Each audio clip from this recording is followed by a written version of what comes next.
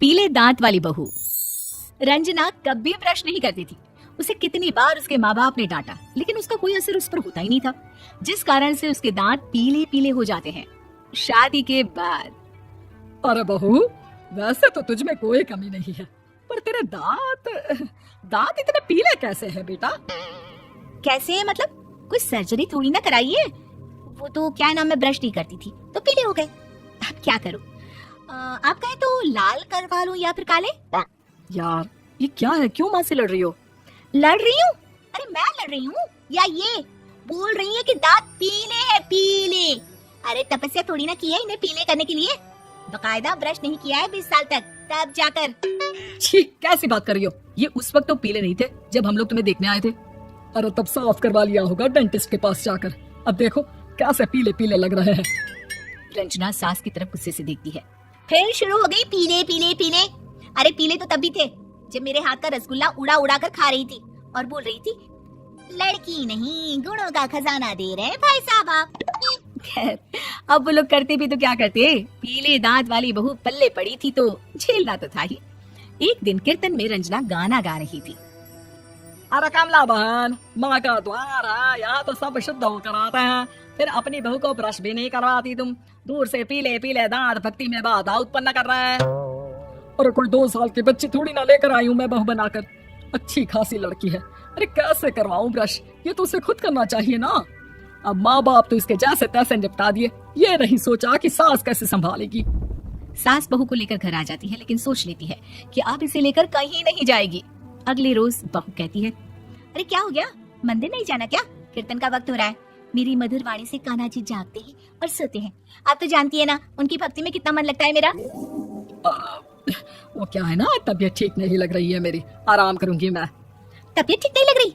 अभी तो मिथुन के गाने पर नाच रही थी आप, और अब बोल रही है कि तबीयत ठीक नहीं लग रही।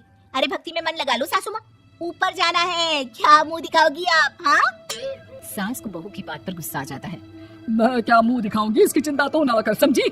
अपने मुंह की चिंता कर, जो ये पीले पीले दांत लेकर हर जगह पहुंच जाती है। पता है लोग कितना मजाक बनाते हैं। ना जी ना, मैं नहीं जाना कहीं तेरे साथ। तो ये बात है, कोई ना, मत जाओ, मैं अपने कमरे में ही बैठकर भक्ति कर लूंगी। ऊपर वाला दांत थोड़ी ना देखता है, मन देखता है, भावना देखता है। और अरे बस बस, तू सब कुछ दिखा, बस ये सफेद चमकदार दांत ना दिखाना किसी को, है? जा यहाँ से। बहू को सास की बात का कोई फर्क नहीं पड़ता, वो तो जैसी थी वैसी ही रह जाती है।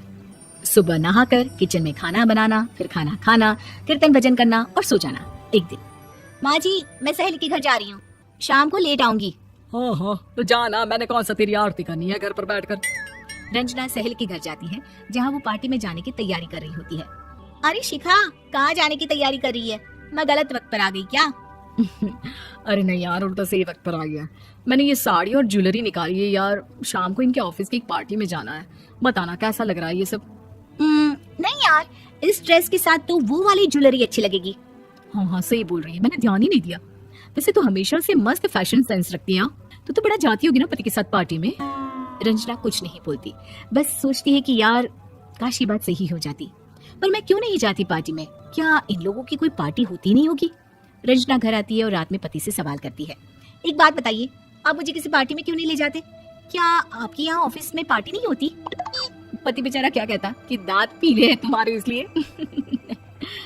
अरे कोई पार्टी होती नहीं हम लोगों के ऑफिस में, तो कहाँ से लेकर जाऊं? और मार्केट, मॉल, कहीं वीकेंड घूमना, कहीं तो। अरे यार सारे हफ्ते में एक छुट्टी मिलती है, तो सोचता हूँ कि आराम ही कर लूं। क्यों? रंजना मन मार के रह जाती है। पहले कभी सास के साथ मंदिर जाया करती थी, लेकिन वो भी सास ने ले जाना बंद कर दिया। घर बैठी बैठी रंजना बोर हो जाती है। तभी उसे आइडिया आता है और वो मायके जाने का सोचती है। सासू माँ, 2 दिनों के लिए मम्मी के घर जा रही हूँ। अच्छा अच्छा ठीक है, आराम से जा। और हाँ, माँ से कुछ अच्छी आदत सीख कर आना कि कैसे शरीर के हर भाग की तरह दांतों की सफाई भी जरूरी होती है, समझी? शुरू हो गई ना आप?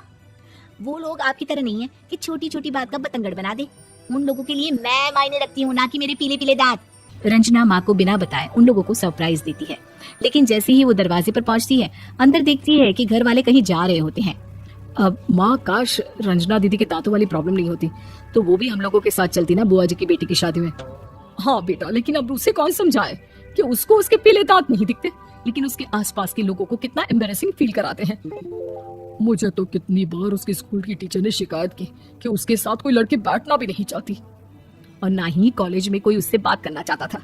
लेकिन पता नहीं क्यों उसे ये बात समझ में नहीं आती। कोई कमी नहीं है उस लड़की में, बस यही कि दांत पीले हैं। वो तो भला हो जीजा जी और उनकी माँ का, जो दीदी को जैसी है वैसे ही रखा हुआ है। रंजना को अपने घर वालों की बात सुनकर बहुत दुख होता है। वो सोचती है कि वो क्या करे, लेकिन फिर वो सीधा डेंटिस्ट के पास जाती है, अपने दांत चमकाती है और कसम खाती है कि वो रोज ब्रश करेगी। अरे क्या हो गया, तुम तो 2 दिनों के लिए गई थी ना, पर कोई ना, अच्छा है चलो आ गई तो। रंजना सास के सामने आकर खड़ी हो जाती है और पूरी स्माइल करती है, उसके चमकदार दांतों को दिखाती हुई। हैं? चले मंदिर। माँ मुझे माफ कर दीजिए, मैंने आप लोगों को बहुत एम्बेरसिंग फील करवाया। मैं आज से रोज ब्रश करूंगी।